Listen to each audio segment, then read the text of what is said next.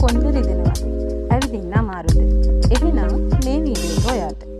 කොන්දෙන් පටන්ගෙන තට්ටම දිගේ කකුල දෙසට විහිදෙන වේදනාවක්, හිරිවැටීමක් හෝ දැවිල්ලක් තියෙනවද? එහෙනම් ඔබ මේ ගොදුරු වෙලා සිටින්නේ සයටිකා කියන රෝගයට.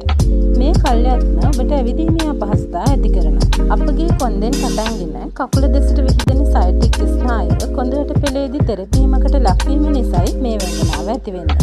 ගොඩක් දෙනෙක් මේ සාමාන්‍ය කොන්ද අමාරුවක් කියලා හිතලා නසලකා හරිනවා.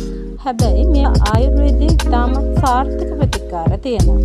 මේකට ඔබට සරල යෝග ව්‍යායාම වන භුජංගාසන, සේතුබන්ධාසන වැනි යෝග ව්‍යායාම වලින් සහනයක් ලැබෙනවා.